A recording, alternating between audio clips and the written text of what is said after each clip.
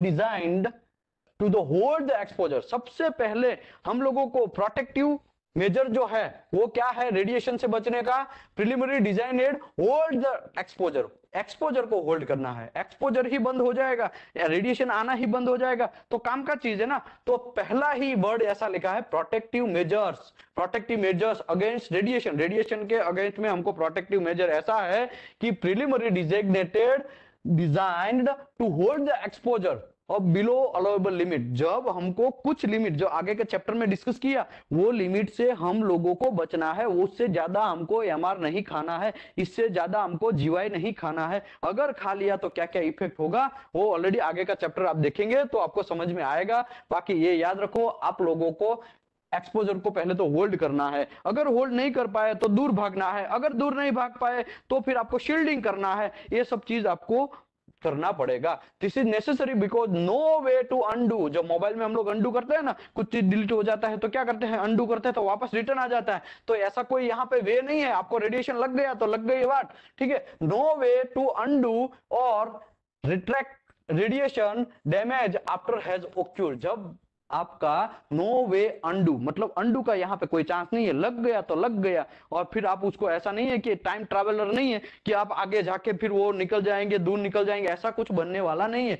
एक बार x ray radiation लग गया तो इसका कोई चांस ही नहीं है वो निकालना, ठीक है। इसी की वजह से यहाँ पे लिखा no way to undo or retract the radiation damage after it is occurred. जब रेडिएशन डैमेज कर लेता है हमारे बॉडी को, रेडिएशन इमेज सॉरी रेडिएशन है हमारे बॉडी में लगा, लगने के बाद टिश्यू, ह्यूमन टिश्यू है उसको डैमेज करना स्टार्ट किया, समझो ह्यूमन टिश्यू 80% उसने एक्सपायर भी कर दिया, तो ऐसा कोई चांस नहीं है कि फिर वो वापस उसको जिंदा कर पाए, ठीक है।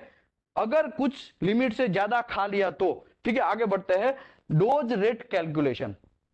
सबसे पहले डोज रेट कैलकुलेशन कैसे करेंगे।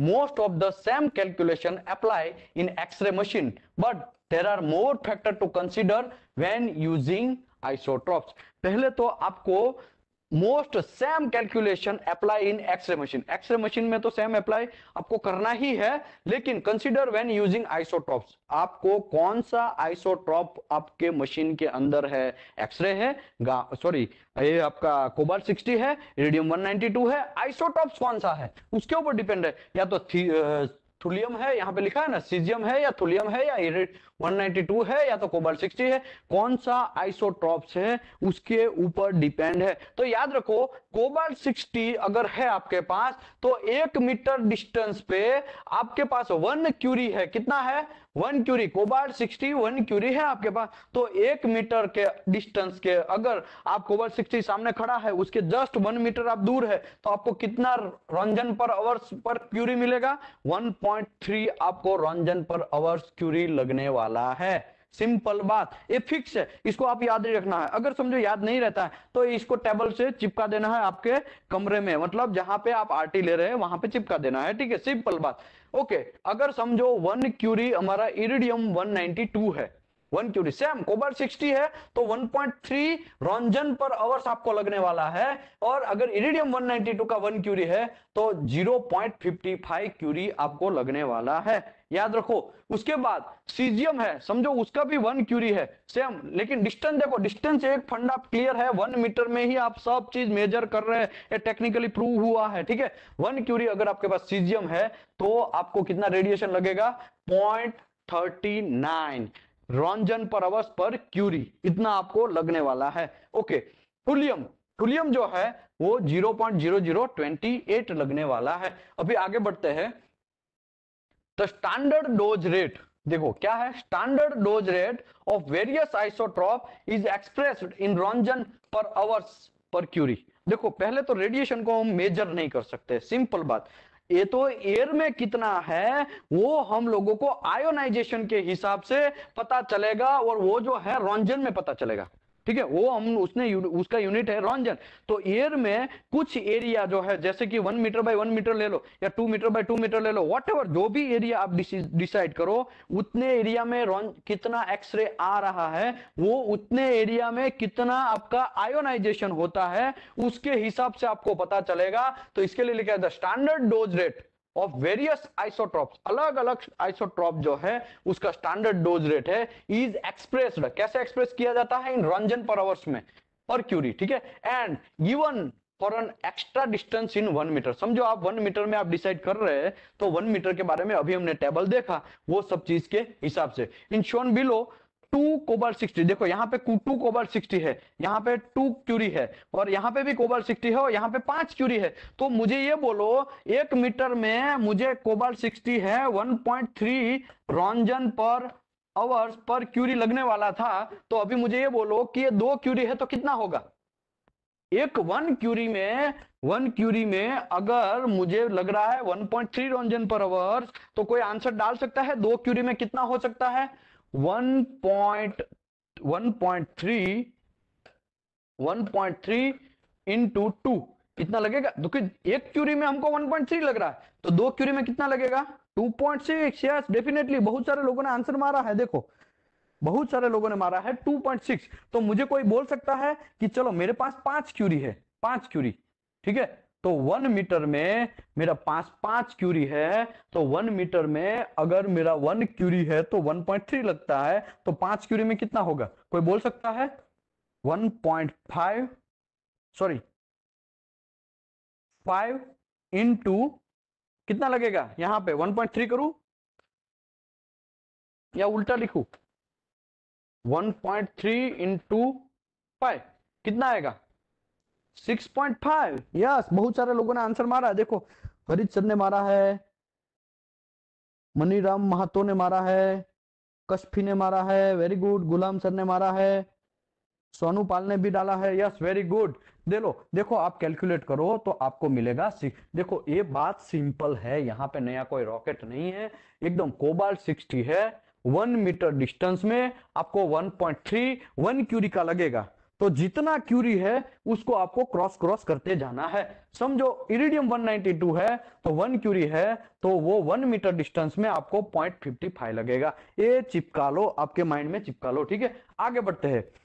What would be the intensity of iridium 192 with activity 10 Curie? अगर आपके पास 10 क्यूरी है तो 1 मीटर में आपको कितना लगेगा, तो 10 क्यूरी है, 10 इंटू 1 क्यूरी में लगता है 0.55, तो 0.55 तो इज इक्वल टू मुझे मिलेगा 5.5, तो 5.5 रंजन पर 1 मिनट, इसका यूनिट फिक्स है, ठीक है, रंजन पर आवर्स पर क्यूरी, ऐसा आप समझ लो। तो सिंपल बात है भाई, नया कोई रॉकेट नहीं है, यहाँ पे एक कैलकुलेशन करने का एक तरीका है, लेकिन ये तरीका तो हम लोग एक्सेप्ट नहीं कर सकते हैं ना, हमारे पास तो अलग अलग डिस्टेंस होता है, भाग के हम कितना दूर जाएंगे वो हमको भी पता नहीं रहेगा, मतलब फिक्स रहेगा तो फिर कुछ पॉइंट में भी डिस्टेंस रहेगा, 2.5 मीटर, 2.8 मीटर, 2.9 या फिर 3 मीटर या 8 मीटर, 8.6 मीटर, ऐसा भी होता है ना। तो इसको हम लोग धीरे धीरे जाते हैं फॉर्मूला में कन्वर्ट करने के लिए, तो मैं आगे फॉर्मूला भी आएगा, आपको डेप्थ में समझाएगा। Okay, there are 3 basic means और provide the protection of radiation from radiation. देखो 3 चीज से आप रेडिएशन से बच सकते हैं, टाइम को कंट्रोल करो, डिस्टेंस को कंट्रोल करो, या तो फिर शील्डिंग आप डालो, ठीक है। टाइम जो है वो जापान में सुनामी आया था, पता है ना, जापान में सुनामी आया था, उसमें उसके एटॉमिक पावर प्लांट है, उसके अंदर पानी घुस गया, पानी घुसने के बाद वहां का जो हीटिंग सिस्टम है, वो कंट्रोलिंग सिस्टम है, वो कूलिंग फैन सिस्टम है, वो सब बंद हो गया। उसकी वजह से कांड क्या हुआ, वहां पे रेडिएशन उत्सर्जन होना स्टार्ट हो गया। जापान ने अनाउंसमेंट किया, गवर्नमेंट ने, कि जो भी हम लोगों को सपोर्ट करेगा उसके हम गवर्नमेंट जो है वो उसको पूरा फैमिली को भी सपोर्ट करेगी, मेडल भी देगी, बहुत सारा लोचा लापसी करेगी। याद रखो ये सब चीज हुआ, तो उसके बाद कुछ सेल्फ वर्क है ना, देशभक्त लोग वो आगे आए, उसने ये सब चीज पहले तो उसको ट्रेनिंग दिया गया, ट्रेनिंग देने के बाद भाई साहब अंदर घुसे और उसको कंट्रोल किया, मतलब रेडिएशन को ही क्लोज कर दिया उसने, जहां से उत्सर्जित होता था उसको प्रॉपर तरीके से, प्रॉपर वे से उसने क्लोज किया। तो उसने टाइम को चुना, जापान ने टाइम को चुना, ठीक है। जापान ने क्या किया, control the length of time,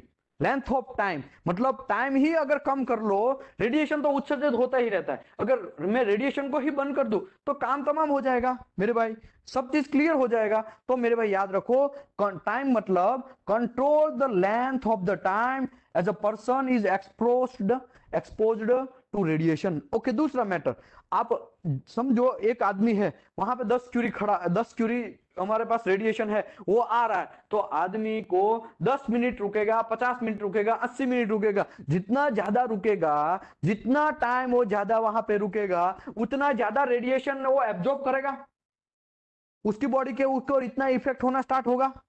तो मेरे भाई आप दूर भागो, दूर भागो मतलब टाइम थोड़ा कम लो।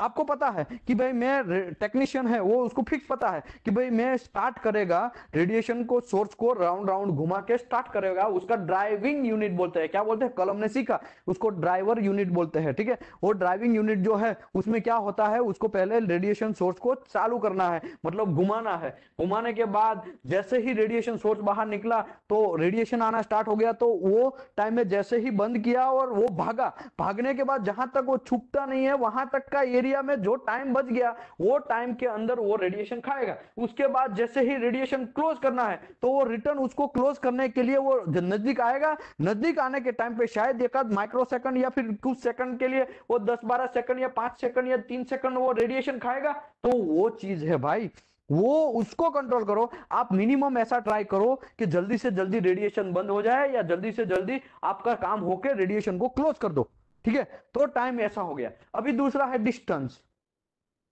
डिस्टेंस जो है, controlling the distance between the personal and the source. समझो जापान में परमाणु बम फूटा, अभी जापान में परमाणु बम फूटा हिरोशिमा नागासाकी में, तो उस टाइम पे तो लोगों को पता नहीं था, इसके लिए ऐसे ही रह रहते थे। और उसके बाद बहुत सारे लोगों को पता चला कि ये साला यहाँ पे तो कांड है, ये तो रेडिएशन लग रहा है बॉडी में। और फिर हमारा जो बच्चे भी पैदा हुआ है, कुछ उस टाइम पे ही बहुत सारे बर्थ हुए, तो वो भी हैंडीकैप वगैरह टाइप के वो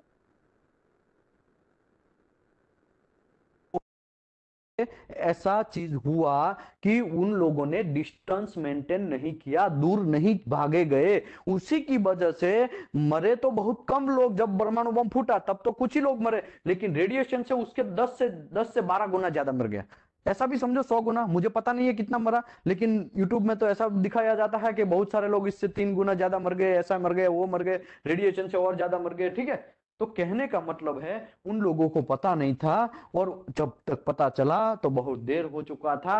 और वही चीज डिस्टेंस आपको मेंटेन करना है। जैसे ही परमाणु बम फूटा, भागो, एक ही ऑप्शन, भागो, और कोई ऑप्शन नहीं है, एकदम दौड़ो और भागो। बाइक मिले तो बाइक, गाड़ी मिले तो गाड़ी, जो भी लेके भागो, ठीक है। दूसरा, अभी जो रेडिएशन वर्कर है, जो हमारा रेडियोग्राफी टेक्नीशियन है, वो भी क्या करता है, भागता है। वो क्यों भागता है मेरे भाई, वो डिस्टेंस मेंटेन करता है। Control the distance between the person and source. Source से जितना दूर हो सको उतना आपको भागना है, अगर नहीं भागे तो लग गई, बैंड बज गई, समझे बात।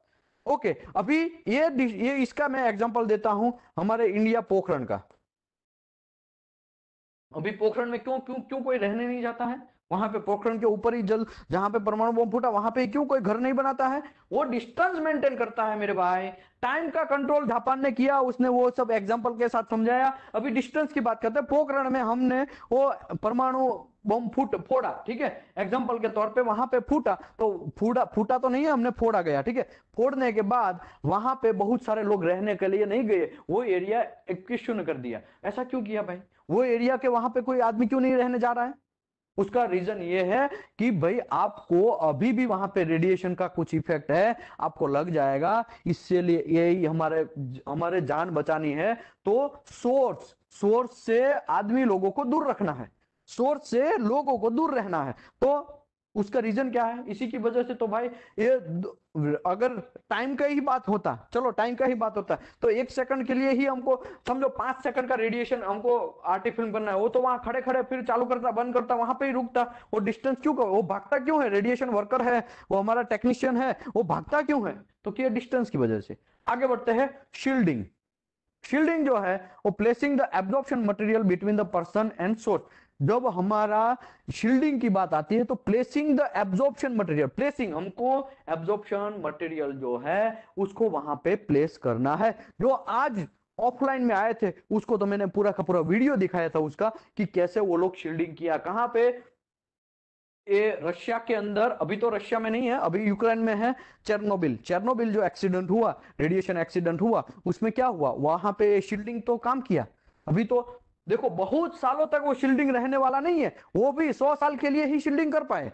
समझे बात, नहीं रॉकेट नहीं है। ओके, अभी शील्डिंग का मैं एग्जांपल दूं तो हम वहां पे बहुत सारी मात्रा में एक इंजीनियर का गलती हुआ। इंजीनियर ने ऐसा सोचा, इंजीनियर भाई साहब थे फ्रेशर, उसने ऐसा सोचा कि भाई चलो यहाँ इलेक्ट्रिसिटी के बिना भी ये प्लांट मतलब काम करता है कि नहीं करता है, कूलिंग सिस्टम काम करता है कि नहीं करता है। उसी के चक्कर में जब पहला धड़ाका हुआ, मतलब पहला बम फूटा, बम तो नहीं फूटेंगे, वो प्लांट ब्लास्ट हुआ, तब थोड़ा बहुत डैमेज किया। फिर दूसरा और तेजी से फूटा, तीसरा और डबल 10 गुना तेजी से फूटा, और बहुत सारे लोग तो मर गए। लेकिन दूसरी बात, रेडिएशन उसका फैल गया। अभी वहां पे यूरेनियम ही इतना है कि वहां पे इतना रेडिएशन फटा कि वहां पे कंट्रोल करना मुश्किल है। वो टाइम का मैनेजमेंट यहाँ पे काम नहीं आने वाला है।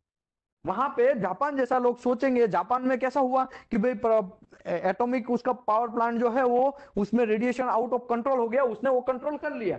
लेकिन यहाँ पे चेरनोबिल में ये होने वाला नहीं है। क्यों? क्योंकि वहां पे तो बहुत सारा रेडिएशन यूरेनियम था, बहुत यूरेनियम था। ठीक है, अभी दूसरी बात, तो उन लोगों ने क्या किया, एक कंपटीशन जनरेट किया कि चलो भाई कौन बंदे ऐसे हैं, कौन कौन कंपनी ऐसी है कि हम लोगों को ये शील्डिंग करके दे। तो फ्रांस की एक कंपनी थी, उसने वो कॉन्ट्रैक्ट लिया, वो लास्ट में जीती, और कॉन्ट्रैक्ट लेने के बाद वो ह्यूमन के लिए हम उसने पूरा प्रोटेक्शन सिस्टम बनाया, और वो भी 100 साल के लिए। वो किसका बनाया, उसने कंक्रीट और लीड का दोनों का मिक्सअप करके वो एक सिस्टम बनाया और उसके ऊपर ढक दिया। और ये एक छोटा मोटा चीज नहीं है, वो बहुत बड़े फुटबॉल के तो कई ग्राउंड उसमें शामिल हो जाएंगे, इतना बड़े एरिया को उसने शील्डिंग किया। फुटबॉल का ग्राउंड, एक ग्राउंड हमको कितना बड़ा लगता है, लेकिन ऐसे तो कई सारे ग्राउंड है, उतने एरिया को उसने शील्डिंग किया। अब समझो, वो भी 100 साल के लिए, आने वाले पेटी को तो और करना पड़ेगा। समझे बात। अभी आके बढ़ते हैं shielding. Shielding, placing the absorption material. आपको ऐसा कोई मटेरियल घुसाना पड़ेगा, ऐसा कोई मटेरियल प्लेसमेंट करना पड़ेगा ताकि वो रेडिएशन है उसको सोख ले, रेडिएशन जो है उसको एब्जॉर्ब कर ले। किसके बीच में, पर्सन एंड सोर्स, सोर्स के। तो इसी की वजह से रेडिएशन वर्कर की हम बात करें, रेडिएशन टेक्नीशियन की बात करें, तो वो क्या करेगा, वो कोई दीवार के पीछे छुपेगा, भागेगा। तो देखो, वो तो टाइम भी मैनेजमेंट करता है, डिस्टेंस भी मैनेजमेंट करता है, शील्डिंग भी मैनेजमेंट करता है। अभी वही चेरनोबिल का मैं एग्जांपल दूं तो चेरनोबिल में आजकल कोई रहने के लिए जाता नहीं है। वहां पे कोई रहने के लिए जाता है, क्यों नहीं जाता है? क्योंकि वो डिस्टेंस मेंटेन कर रहा है। वहां पे जाएगा तो उसकी लग जाएगी, उसका टाइम तो देखो, टाइम तो उसके बस में नहीं है। ठीक है, तो उसने क्या चुना, डिस्टेंस और शील्डिंग चुना। किसने? रशियन लोगों ने। ठीक है, तो एक सिंपल एग्जांपल थे। अभी एक एक बाद में, एक एक पॉइंट में हम लोग डेप्थ में discuss. About 3 must always remember when working the radiography and will discuss in below. देखो ये तीनों जो फैक्टर है ना, तीनों फैक्टर, उसके बारे में एक एक point by point must be always remember and working on radiography. हम लोग रेडियोग्राफी में काम कर रहे हैं तो तीनों का तीनों पॉइंट हम लोगों को एकदम डेप्थ में समझना जरूरी है। ठीक है, पहला है point time. Time, time refer the duration of the radiography exposure. वो तो कितना एक्सपोजर हो रहा है, ड्यूरेशन। ड्यूरेशन मतलब एक लिमिट है, एक कोई टाइमिंग सिस्टम है जहां पे रेडिएशन है वो एक्सपोजर होने वाला है। The relationship of time exposure is directly proportional to the longer you stay the radiation area. मतलब एक्सपोजर जो है, एक्सपोजर आपको कितना लगा वो डायरेक्टली प्रोपोर्शनल है, सीधा का सीधा। मतलब आप 10 मिनट रुकेंगे तो उतना खाएंगे। समझो आप 10 mr खाया, एग्जाम्पल के तौर पे, a person receiving 10 mr in 1 hour. 1 घंटे में वो बंदे ने 10 mr रेडिएशन खाया, तो मुझे ये बोलो 100 घंटे में कितना खाएगा? वो तो डायरेक्टली प्रोपोर्शनल है। इसके लिए ये तो सिंपल बात है कि 1 आवर्स में उसने 10 mr खाया, तो 100 आवर्स में कितना खाएगा वो? डेफिनेटली 1000। या भाई चैट बॉक्स में हिला करो, चैट बॉक्स में हिला करो, ये बराबर है कि गलत है? 10 mr कोई बंदे ने खाया 1 घंटे के अंदर, तो वो मुझे ये बोलो 1 घंटे के अंदर उसने 10 mr खाया, तो 100 आवर्स में वो कितना खाएगा? मुझे कोई बोल सकता है? कोई बोल सकता है चैट बॉक्स में? Yes 1000, definitely 1000। वो खाएगा 1000 mr खाएगा भाई, वो तो एक्सपायरी हो जाएगा, ऑन द स्पॉट भी एक्सपायर हो जाएगा शायद। ठीक है। दूसरी बात, चलो यहां पे दूसरा एग्जांपल दिया है कि person received 10 mr in 1 hours, तो 80 mr खाने के लिए उसको 8 घंटे लग जाएंगे, मतलब 8 घंटे में वो 80 mr खा लेगा, क्योंकि डायरेक्टली प्रोपोर्शनल है, जितना रुकेगा उतना खाएगा वो। खाएगा मतलब एब्जॉर्ब करेगा, खाएगा मतलब वो उसकी बॉडी पे रेडिएशन लगेगा। ठीक है। आगे बढ़ते हैं, डिस्टेंस की बात करते हैं। देखो रेडिएशन एक्सपोजर डिक्रीजेस ड्रास्टिकली, ये वर्ड है ना, ये वर्ड मैं आपको पूरा का पूरा ये वर्ड के ऊपर जाने वाला है।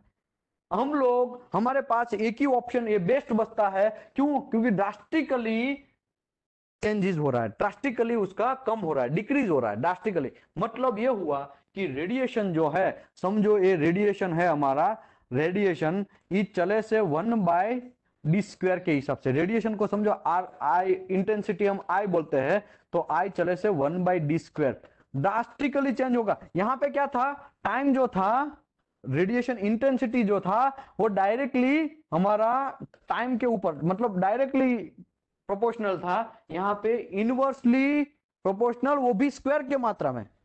समझे बात? तो ये बहुत इंपॉर्टेंट, ये बहुत बड़ा फैक्टर है। टाइम तो फैक्टर है ही कि भाई चलो भाई टाइम तो ज्यादा हम लोगों को इफेक्ट नहीं करेगा, लेकिन हम लोगों को डिस्टेंस भागो, भागना है बस, ये इंपॉर्टेंट है। आगे बढ़ते हैं, ये भागने वाली सिस्टम समझाता हूं अभी क्या है। Radiation express decrease the drastically as the distance from the source increase, जैसे ही सोर्स के से आप दूर जाते जाएंगे वैसे जो आपका ड्रास्टिकली एक्सपोजर है वो डिक्रीज होता जाएगा। क्या रेडिएशन एक्सपोजर है वो डिक्रीज होता जाएगा ड्रास्टिकली, मतलब सडनली बहुत सारा कम होता जाएगा। एग्जाम्पल तो आगे आएगा, मैं समझाएगा। मैथमेटिक लो क्या है? Known as inversely square law state that the relation of distance is varying the radiation intensity, distance जैसे जैसे बढ़ता जाएगा उसमें inverse square law यूज होगा। the law is stated the radiation intensity is vary inversely in square of the distance from the source sorry. तो यहाँ पे यही कहना चाहता है, I चले से 1/d²। ठीक है। the inverse square relationship means that if you double the distance you will receive percentage of amount radiation। Okay, ये बात अभी मैं आपको समझाता हूं कैसे। यहां पे समझो, यहां पे एक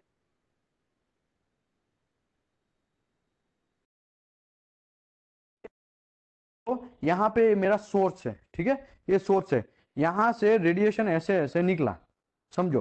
तो ये एक बॉक्स में इफेक्ट हुआ, दूसरे बॉक्स में इफेक्ट हुआ, तीसरे बॉक्स में इफेक्ट हुआ, 4 बॉक्स में इफेक्ट हुआ। तो इसका डिस्टेंस समझो इतना था, लेकिन जैसे ही हमने डिस्टेंस बढ़ा दिया उसमें क्या हुआ, 1 2 3 4 5 6 7 8 9 10 11 12 13 14 15 और 16, मतलब यहाँ पे 4 का इफेक्ट था, और यहाँ पे 4 × 4, अदरवाइज आप ऐसा भी समझ सकते हैं कि 4 का स्क्वायर, 4 × 4 मतलब 16 गुना कम हो जाएगा रेडिएशन। कितना गुना? 16 गुना कम हो जाएगा रेडिएशन, वो भी 1/6 है। ठीक है, यहाँ पे 1/4 में लगा, लेकिन आगे आप जाएंगे तो 1/16 हो जाएगा शायद। देखो यहाँ पे लिखा होगा, नहीं लिखा है? कहाँ लिखा है? देखो यहाँ पे ना 16²। आगे बढ़ते हैं, अभी मैं है ना ये सूत्र के ऊपर आने वाला हूं, ये जो सिस्टम है उसके ऊपर आने वाला हूं, तो धीरे धीरे ये सब चीज समझ में आएगा। समझो आपका यहाँ पे सोर्स है, आप 1 मीटर में खड़े हैं, 2 metre, 3 metre, 4 metre, 5 metre, 6 metre, 7 metre, 8 metre, 9 और 10 मीटर, इतना है। तो इंटेंसिटी 1 मीटर में आपको 1000 लगेगा, 1 मीटर में 1000 लगेगा, लेकिन जैसे ही 2 मीटर जाएंगे उसका 4 गुना कम हो जाएगा, 250। उसके बाद देखो उसे और कम हो गया, और कम हो गया, और कम हो गया, ऐसे ऐसे ड्रास्टिकली चेंज होगा। समझो 1 मीटर में 1000 रॉन्जन पर मिली रॉन्जन पर आवर्स का आपको रेडिएशन लगा, लेकिन वही 10 मीटर में आपको ओनली 10 मिली रॉन्जन पर आवर्स खाली खाएंगे रेडिएशन भाई। मतलब ये जो टाइम है वो बहुत कचरा चीज है, वो तो साला डायरेक्टली प्रोपोर्शनल है, वो तो ए जो है वो इनवर्सली प्रोपोर्शनल विथ स्क्वायर में है। तो बहुत बड़ी बात है, इसके लिए हम लोगों को एक ही ऑप्शन ज्यादा अच्छा है, भागने वाला। ठीक है, आगे बढ़ते हैं। Of course the same consideration apply if you are getting nearer the source is instead of further away.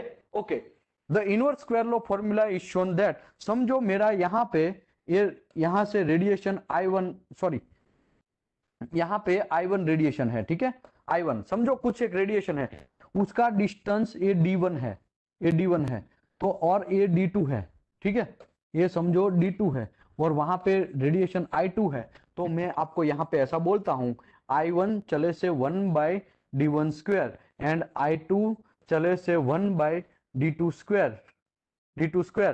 तो इसका मतलब ये हुआ, तो ये सब का मैं ऐसा निकालूं,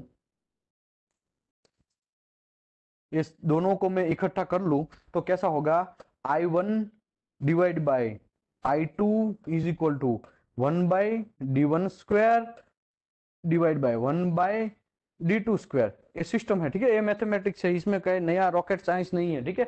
अभी ये नीचे का नीचे है तो ऊपर जाएगा, इसका मतलब ये हुआ कि I1 divide by I2 is equal to a D2 जो है वो ऊपर जाएगा, D2 square divide by D1 square. तो ये हमारा मैथमेटिक फॉर्मूला हो गया, ठीक है। I1 divide by I2 is equal to D2 square divide by D1 square.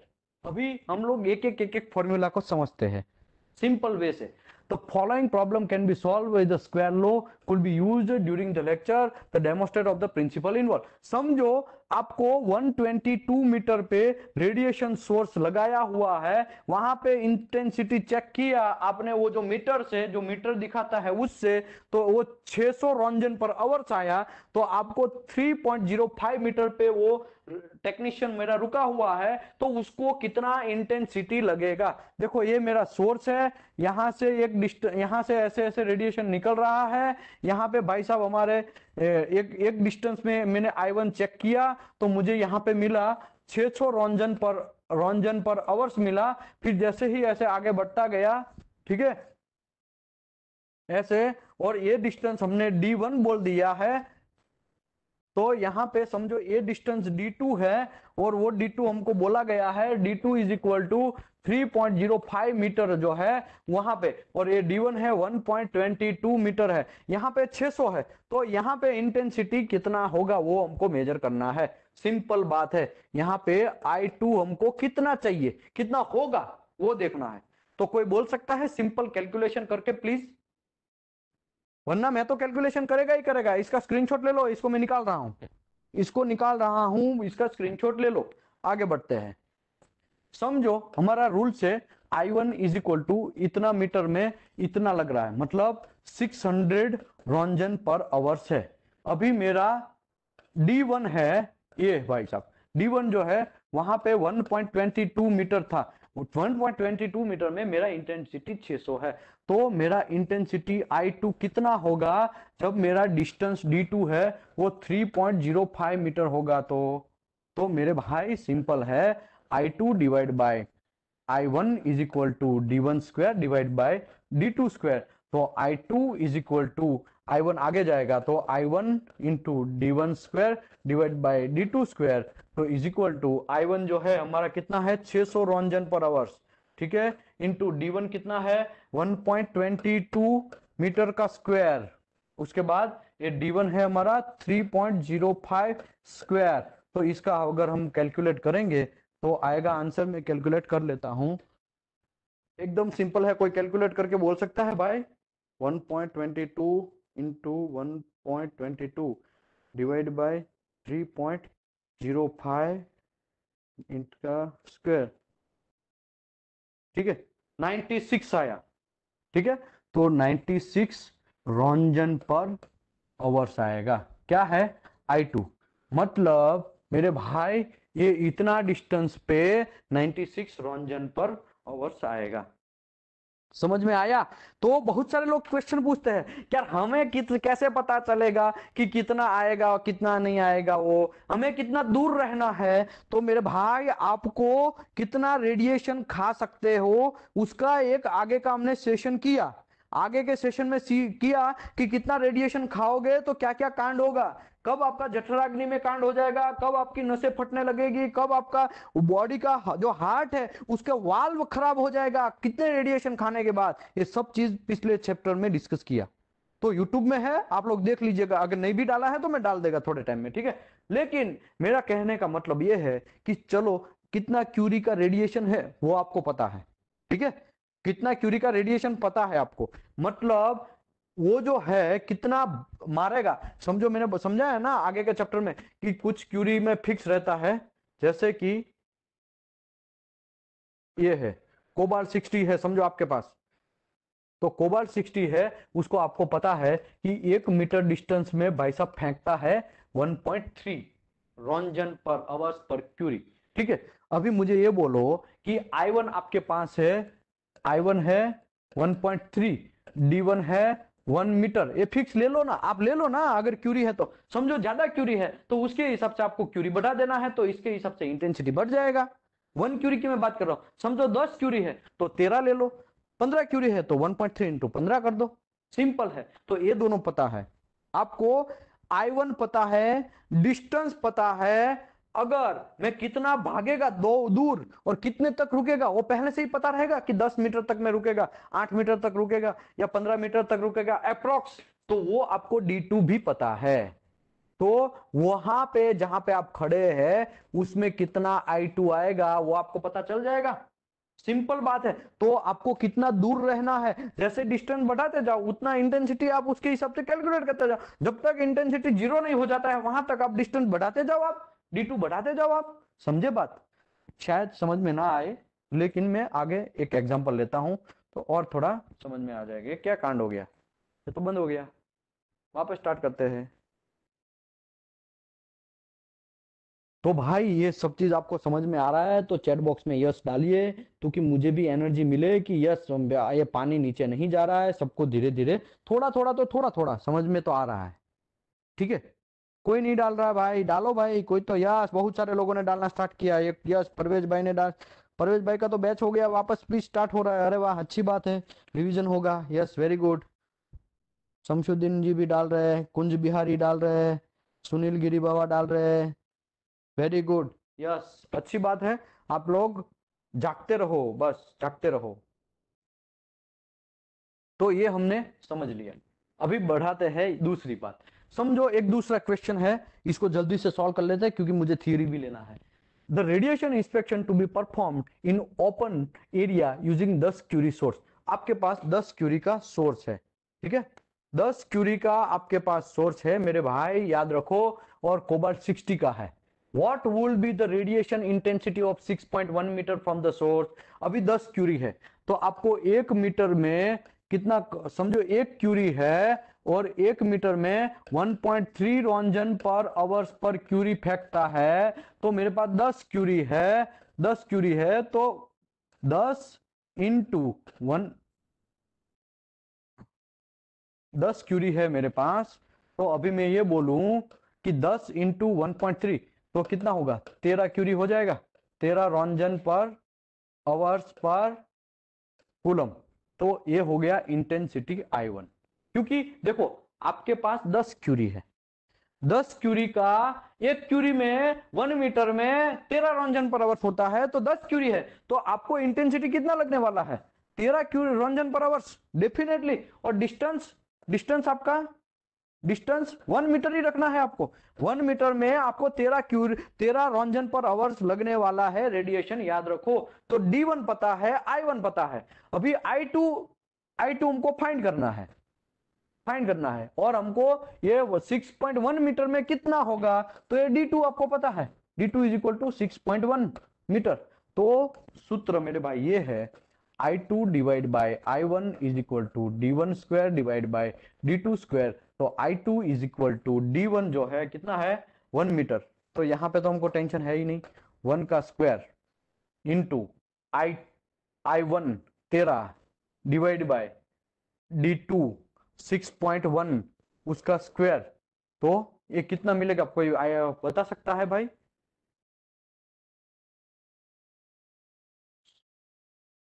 13 divide by 6.1 divide by 6.1, ठीक है, 0.34 मतलब 0.35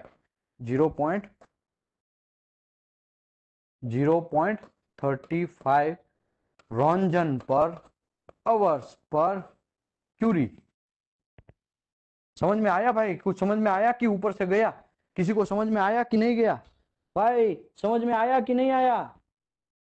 कुछ लोगों को 0.34 आ रहा है, वो भी राइट है, कुछ लोगों को 0.35 आ रहा है, वो भी राइट है, क्योंकि एकम, दशक, 100, 1000, 10,000 ऐसा करके हम करते थे ना, वो लास्ट में 9 नंबर आता है, तो 9 का एक है खली बली, वरना छोड़ देते हैं। मैं आपके ऊपर छोड़ता हूं कि इंटेंसिटी जो है वो D1 है हमारा 0.914 है, I1 है हमारा 500 है, ठीक है, रॉन्जन पर आवर्स, ये मीटर में है, ठीक है। तो मुझे I2 जो दिया गया है 40 रॉन्जन पर आवर्स दिया है, तो D2 मुझे फाइंड करना है। तो D2 is equal to, directly मैं लिख रहा हूं, D2 square D,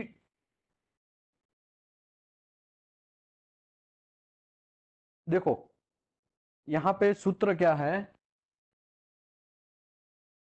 I1 divide by I2 is equal to D2 square divide by D1 square, ठीक है।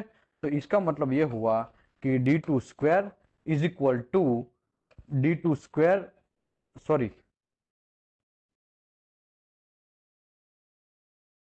D2 square is equal to I1 into D1 square divide by I2। तो ये value आप डालेंगे तो आपको आंसर क्या मिलेगा देख सकता है कोई? लिखो भाई, 500 इंटू D1 है 0.914 उसका स्क्वायर डिवाइड बाय कितना है 40, I2 कितना है 40 रंजन पर आवर्स, तो ये आपको कितना मिलेगा? 500 इंटू 0.914 डिवाइड बाय 40, तो आपको मिलेगा 10.44, लेकिन वो D2 is equal to root में 10.44, तो आपको मिलेगा 3.23। तो D2 is equal to 3.23 metre. अभी राइट है? देख लो, वेरी गुड। बहुत सारे लोगों ने आंसर तो, अरे यार मेरे से पहले मार दिया answer. Yes, very good, thank you very much. Okay, अभी हम आगे सेशन बढ़ाते हैं। खली भली ये सब चीज तो याद होने वाला है, आपको पता होता ही है। आगे बढ़ते हैं। Remember that the inverse square law is valid only radiation is in open area. भाई रेडिएशन जो है वो ओपन एरिया में फेंका जाएगा, बीच में कोई भी काला कांड नहीं होगा, बीच में कोई भी मतलब मटेरियल नहीं रहेगा, बीच में कोई शील्डिंग नहीं रहेगा, तो ये लो जो है वो काम का चीज है, ठीक है। लेकिन inverse square law assume that all radiation will travel in straight line, but this is not always true. This is not always true, ठीक है। ये जरूरी नहीं है कि सभी जो वेव्स है वो सीधा का सीधा ऐसे जाए, सीधा का सीधा ऐसे जाए, ऐसा नहीं है ना। यहां पे समझो ऐसा कुछ वॉल है, एग्जांपल के तौर पे यहां पे ऐसा कुछ वॉल है, तो ऐसा भी हो सकता है यहां पे टकरा के ऐसा रिटर्न आए, ऐसा भी हो सकता है यहां पे टकरा के ऐसे जाए, ऐसा भी हो सकता है कि यहां पे टकरा के ऐसे जाए, ऐसा भी हो सकता है कि वॉल को चीर के फिर ऐसे जाए, ऐसा भी हो सकता है ना। तो हमने स्कैटर में समझा ये सब चीज कि वॉल स्कैटर, उसका दूसरा कौन सा था? Back scatter. तीसरा कौन सा था? Internal scatter. वो स्कैटरिंग होने का चांस है ना भाई, सीधा थोड़ी बहने लगेगा। सीधा होगा तो फिर चलेगा, ठीक है। I2 is equal divide by I1 is equal to D1 square divide by D2 square, ऐसा चलेगा। लेकिन मेरे भाई ये तो स्ट्रेट हमने गिना है, वही है स्ट्रेट हमने यहाँ पे पॉसिबिलिटी। हर बार जरूरी नहीं है कि सब चीज भाई स्ट्रेट ही चले। ऐसा भी है कि आपको एक परमाणु बम फूटा और 12 माल की, 15 माल की या 18 या 22 माल की बिल्डिंग है, वहां पे बहुत दूर फूटा है, लेकिन आप लोग जमीन पे कुछ चाय वगैरह पी रहे हैं, और ऐसे भी हो सकता है कि वो स्कैटर होके आपके वहां पे आ जाए, आप जहां बैठे वहां पे भी आ जाए, ऐसा भी हो सकता है। भले ही आप तो ऐसा बोलेंगे मैं तो एकदम नीचे था भाई, अरे भाई नीचे थे, बात सही है, लेकिन बिल्डिंग में से टकरा के स्कैटरिंग होके वो उसका डायरेक्शन चेंज हो गया और सीधा का सीधा आपके मुंडी पे घुसा, ऐसा भी होने का चांस है ना? तो यस, डेफिनेटली ऐसा चांस है। तो scatter radiation can make the significant addition to the radiation level. A particular location should not be occupied until the radiation intensity is verified with survey meter। जब तक आप radiation का आप intensity major नहीं कर लेते हैं कोई सर्वे मीटर से, तब तक आपको भागना नहीं है। मतलब दूर तो जाना है, लेकिन कहां तक जाना है वो आपको डिसीजन सर्वे मीटर से ही लेना है, याद रखो। ओके, बहुत सारे लोग ऐसा बोलते हैं सर्वे मीटर में भूल गए। भाई सर्वे मीटर भूल गए हैं या नहीं है, तो फिर आपको वो फॉर्मूला है ही, I1 divide by I2 D is equal to D2 square divide by D1 square, ये फॉर्मूला है ही, आपको वो यूज करना ही है। समझे बात? नहीं यार, रॉकेट नहीं है। लेकिन सर्वे मीटर ऐसा भी हो सकता है कि कोई एक जगह पे, भले ही हम सोर्स के नजदीक है, बीच में कुछ शील्डिंग वगैरह है, तो एक जगह पे ऐसा भी हो सकता है कि वहां पे रेडिएशन कम आए, और दूसरी थोड़ा दूर जगह पे वहां स्कैटरिंग होके, वहां पे जब हम रेडिएशन चेक करते हैं और सर्वे मीटर से, तो ऐसा भी हो सकता है स्कैटरिंग की वजह से वहां पे सर्वे मीटर में ज्यादा दिखाए, ऐसा भी हो सकता है। तो भाई सर्वे मीटर ऐसा नहीं सोच देगा 10 मीटर है ना उसमें कुछ घंटा होने वाला है, कुछ घंटा नहीं है, आपकी लग जाएगी। आपको सर्वे मीटर से चेक करवाना है, उसको वेरिफिकेट करना है, वेरिफिकेट नहीं किया है तो प्रॉब्लम होने ही वाला है, याद रखो। आगे बढ़ते हैं, ठीक है। अभी शील्डिंग, दो बात समझ लिया हमने, टाइम है वो डायरेक्टली प्रोपोर्शनल था, और हमारा जो डिस्टेंस है वो रिवर्स लेकिन स्क्वायर लो, मतलब इनवर्स मतलब स्क्वायर लो से वो डिपेंड करता। तो शील्डिंग क्या है मेरे भाई, शील्डिंग कैसे फॉलो होगा, तो पहले मैं आपको थोड़ा बहुत बता देता हूं। शील्डिंग समझो I is equal to IO e raise to mu into t. तो इसमें म्यू जो है, mu linear attenuation coefficient of shielding material, सभी मटेरियल के लिए म्यू फिक्स रहता है। तो याद रखो, म्यू का आपको टेंशन लेने की जरूरत नहीं है, वो साइंटिफिकली प्रूव भी हुआ रहता है। आगे बढ़ते हैं, कौन सा थिकनेस का आपने शील्डिंग लगाया वो भी आपको पता होता है। भाई हमने यहाँ पे कंक्रीट लगाया है, लेकिन इतने एमएम का कंक्रीट लगाया, इतने एमएम का, तो ये कंक्रीट के बारे में यहाँ पे आएगा। लीड का कितना 40 एमएम तक आपको 1/10 हो जाएगा, स्टील है उसका 73 एमएम में 1/10 हो जाएगा। 1/10 मतलब क्या, उसका इंटेंसिटी जो है वो 10 गुना कम हो जाना। तो जब आप लीड का 40 एमएम थिकनेस का लगाओगे, बीच में जो भी इंटेंसिटी है उसका कोबाल्ट 60 में वो 10 गुना कम हो जाएगा। तो कितना शील्डिंग है वो आगे आएगा, मैं समझ जाएगा, अभी नहीं, ठीक है, अभी आज ही मैं समझाएगा, लेकिन अभी इतना समझ लो, टी थिकनेस शील्डिंग मटेरियल, कितना थिकनेस का शील्डिंग मटेरियल यूज किया है वो। I0 initial exposure rate, starting में कितना एक्सपोजर होता है, ठीक है वो। उसके बाद I जो है exposure rate after transmission of shielding material, shielding material को क्रॉस करने के बाद फिर हमको कितना इंटेंसिटी मिलता है वो I है, ठीक है। तो ऐसा भी आप लिख सकते हैं, I1 is equal to I2 e raise to minus mu into t, ऐसा भी कर सकते हैं। वो डिपेंड ऑन यू कि आपको कैसा नाम देना है, नया कोई रॉकेट नहीं है, ठीक है। आगे बढ़ते हैं अभी,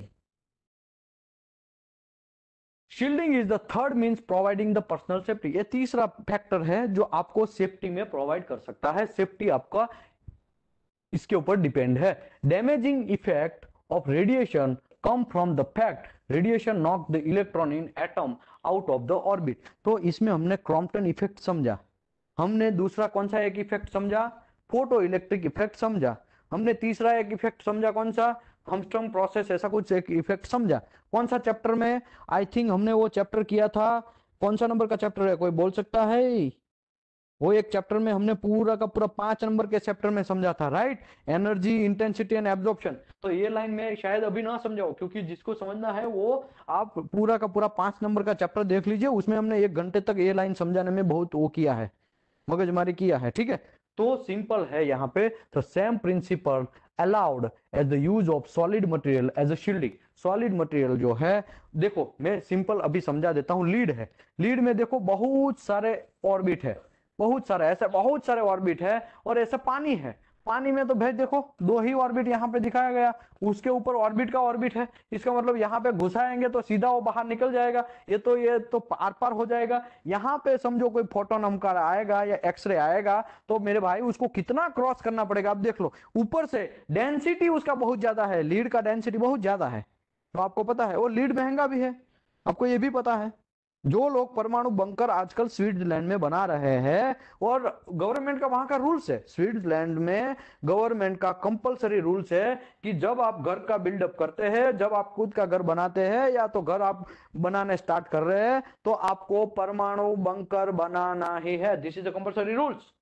अगर इंडिया की मैं बात करूं तो इंडिया में 1 करोड़ से लेके 1.5 करोड़ तक, उसके ऊपर भी जाता है, लेकिन अप्रोक्सी इतने से स्टार्ट होता है, 1 करोड़ से 1.5 करोड़ से बंकर बनाना है तो आप पैसा देंगे तो बना देगा कोई भी, ठीक है, जो भी वो वेल नॉन कंपनी है। बहुत सारी आज की फ्रांस की भी कंपनी यहाँ पे अवेलेबल है, और यहाँ पे स्विट्जरलैंड की भी बहुत सारी कंपनियां अवेलेबल है, कंस्ट्रक्शन लोग अवेलेबल है, वो आपको बना के दे सकते हैं। पैसा जैसा डालोगे उतना वहां पे वो स्ट्रांग बनेगा। कुछ बंकर ऐसे होंगे कि आपको 1 साल तक कुछ कांड ना हो जाए, आपके साथ कोई प्रॉब्लम ना हो, अंदर खाना भी रहेगा, पानी भी रहेगा, जनरेटर रहेगा, इलेक्ट्रिसिटी रहेगा, एसी रहेगा, सब चीज वहां पे अवेलेबल रहेगा, ठीक है। परमाणु बंकर है। दूसरे नंबर पे आता है अमेरिका, सबसे ज्यादा फिर उसके बाद वहां पे है, ठीक है। तो ये जब यूक्रेन और रशिया का जो फाइट हुआ, वो फाइट में सबसे ज्यादा बोलबाला परमाणु बंकर का अमेरिका के अंदर बन गया, और उसमें रेट एकदम हाई पे चले गए थे। तो ऐसा क्यों हुआ, ऐसा क्या कांड हुआ? शील्डिंग। क्या है? शील्डिंग। शील्डिंग जो है वो कॉम्बो यूज करते हैं आजकल लोग। कंस्ट्रक्शन का मतलब सीमेंट कंक्रीट का भी यूज होता है, उसके बाद उसके अंदर लीड भी घुसाया जाता है ताकि दोनों तरह के सेफ्टी रहे, वो एक इंपॉर्टेंट पार्ट है, ठीक है। आगे बढ़ते हैं, खलिए भले हमें उससे पढ़ना नहीं है। तो shielding material absorb the radiation energy. Shielding material क्या करेगा? एनर्जी को एब्जॉर्ब करेगा। when the rays collide with the electrons in the material, जब रेज जो है वो इलेक्ट्रॉन के ऊपर, मटेरियल के ऊपर मारा जाएगा, the more dense the material the better shielding against the radiation is shown below। मतलब जो मोर डेंस होगा, ज्यादा डेंसिटी होगा, उसमें शील्डिंग जो है वो बेटर शील्डिंग का काम करेगा, उसमें जो हमारा रेडिएशन है वो बेटर रोकने का काम करेगा रेडिएशन को। तो लीड है वो बहुत अच्छा चीज है आजकल मार्केट में, ठीक है। Okay, in practical application lead and concrete दोनों का कॉम्बो, क्या लिखा है यहाँ पे? Lead and concrete combination are most common shielding material. तो मुझे ये बोलो कि यहाँ रशिया में, अभी तो यूक्रेन है, ठीक है, यूक्रेन के अंदर जो चेर्नोबिल हुआ, चेर्नोबिल पे आज थोड़े टाइम पहले 2016 में, शायद 2016 में उसका कंस्ट्रक्शन स्टार्ट हुआ शील्डिंग का। तो उसमें क्या यूज किया गया? तो मेरे भाई लीड एंड कंक्रीट दोनों का कॉम्बो यूज किया गया, दोनों का कॉम्बो, ठीक है।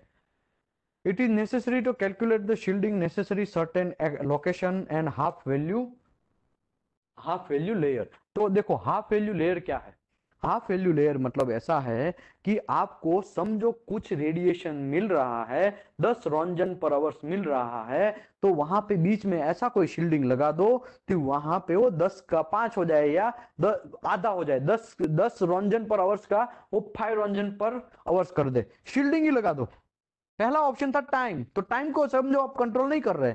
अगर डिस्टेंस, तो डिस्टेंस वहां पे इतना दूर भागना पॉसिबल नहीं है, भागेंगे तो भी आपको रेडिएशन लग जाएगा, तो इसके अच्छा है शील्डिंग लगा दो बीच में ताकि आपको भागना ना पड़े, सिंपल सी बात। तो आपको शील्डिंग लगाना है, उसमें दो टर्म हमको समझना है, एक half value and 10th value. मतलब रेडिएशन जितना आ रहा है उसका आधा कर दे, वो चीज जो है वो उसको शील्डिंग को बोलते हैं हाफ वैल्यू लेयर, ठीक है। अभी 10th value layer, 10th value layer मतलब जितना आ रहा है उससे 10 गुना कम कर दे, वैसा शील्डिंग जो करते हैं हम लोग, वो थिकनेस जो है वैसा होना चाहिए, तो उसको बोलते हैं 10th वैल्यू लेयर।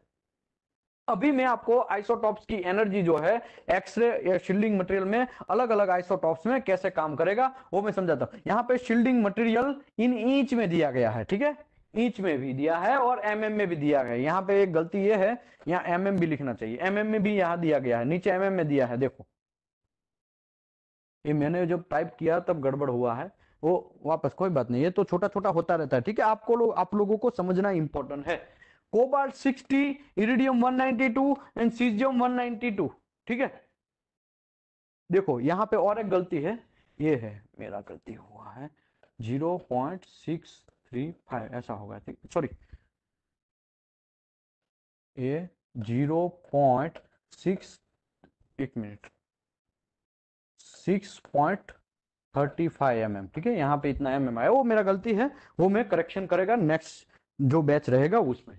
आगे बढ़ते हैं, अभी कोबाल्ट 60 है, 10th वैल्यू लेयर अगर लीड में यूज करता हूं तो मुझे 40 mm का थिकनेस लगाना पड़ेगा। तो जितना कोबाल्ट 60 का इंटेंसिटी होगा मेरे पास आते आते वो 40 थिकनेस लगाएगा, 10 गुना कम हो जाएगा। समझो मैं ये बोलूं कि मैं 50 रंजन पर आवर्स में फेंक रहा हूं, समझो 50 रंजन पर आवर्स कोबाल्ट 60 में आ रहा है, तो मैं वो 50 का कौन सा थिकनेस लगाऊं 50 को रोकने के लिए ताकि वो 10 गुना कम हो जाए, तो 40 थिकनेस का मुझे लगाना पड़ेगा। तो 50 डिवाइड बाय 40 कितना होगा, तो आपके पास पहुंचते पहुंचते वो 1.25 रंजन पर आवर्स ही रह जाएगा। सॉरी 50 लगाया तो 50 बाय 5, 50 डिवाइड बाय 5 मतलब 5 रंजन पर आवर्स रह जाएगा, राइट। दूसरा एग्जांपल देते हैं, समझो मैंने 40.16 थिकनेस का लीड का शील्डिंग लगाया है। अभी स्टार्टिंग में मेरे पास 50 रंजन पर आवर्स क्यूरी से कोबाल्ट 60 से फेंक रहा है। अभी 50 का 10 गुना अगर मैं ये शील्डिंग इतना लगाया है, तो यहाँ पे वैसा शील्डिंग है, ये शील्डिंग, तो उसके यहाँ पे मैं अगर इंटेंसिटी चेक करेगा तो कितना आएगा, कोई बोल सकता है, 10 गुना कम हो जाएगा। तो 50 डिवाइड बाई 10 मतलब यहाँ पे बन जाएगा 5 रंजन पर आवर्स। सिंपल बात, नया कोई रॉकेट नहीं,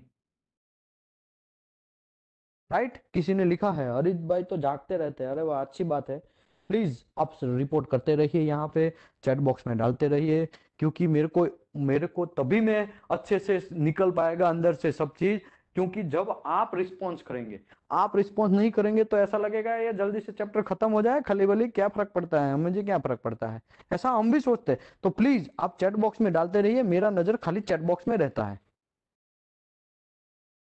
आगे बढ़ते हैं, अगर 1/2 करना है मतलब ये 50 का ऐसा 12 पॉइंट में 45 थिकनेस लगाएगा तो वो आधा हो जाएगा। तो 50 का यहाँ पे समझो मैं दूसरा लगाता हूं, 50 का मैं लगाता हूं 12.45 थिकनेस का लगाता हूं, तब मुझे यहाँ पे क्यूरी 50 का मिलेगा, 25 क्यूरी मिलेगा, right, not Curie, Ranjan per hours मिलेगा, ठीक है, मतलब वो आधा हो जाएगा। सिंपल बात है, देखो अभी इरिडियम 192 है, उसमें 16.26 mm थिकनेस, ये फिक्स रहता है मेरे भाई, ये फिक्स है, आप रट्टा मारना है तो मार लो, इसको आपके वहां पे टेबल पे चिपकाना है तो चिपका दो। आपको अगर समझो 16.26 mm का थिकनेस का लगाओगे तो इरिडियम 192 से जितना इंटेंसिटी से वो आ रहा है, तो आप 10 गुना उसका रेडिएशन कम हो जाएगा। 2 गुना कम करने के लिए आपको 4.86, सीजियम में वही चीज 10 गुना करने के लिए, कम करने के लिए 21.34, लीड की बात कर रहा है। अगर स्टील में देखो बढ़ गया, वही चीज 10 गुना करना है तो आपको थिकनेस ज्यादा लगाना पड़ेगा। इसका मतलब ये हुआ कि स्टील जो है वो ज्यादातर कारगर नहीं है, देखा जाए तो लीड सबसे ज्यादा कारगर है। और देखो कंक्रीट प्लस एल्यूमिनियम दोनों लगाएंगे तो 200 mm से भी, 218 mm थिकनेस से भी ज्यादा आपको थिकनेस बनाना पड़ेगा।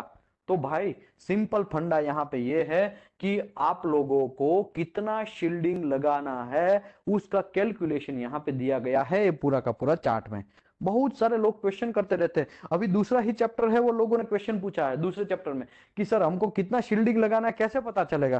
तो ये भाई ये समझाने के लिए मैं 1 मिनट में समझा देगा तो नहीं समझ में, इसका इंटेंसिटी क्या है, 1 मीटर में कितना इफेक्ट करता है, 10 मीटर में उसका इफेक्ट कितना होता है, इंटेंसिटी को क्या बोला जाता है, रेडिएशन क्या है, गामा क्या है, एक्सरे क्या है, अल्फा क्या है, बीटा क्या है, वो सब चीज समझाएगा, तभी जाके आपको ये समझ में आएगा कि शील्डिंग की बात, तब जाके समझ में आएगा कि डिस्टेंस कितना रखना है, तब जाके समझ में आएगा कि टाइम कैसे प्रोपोर्शनल है इंटेंसिटी के डायरेक्टली।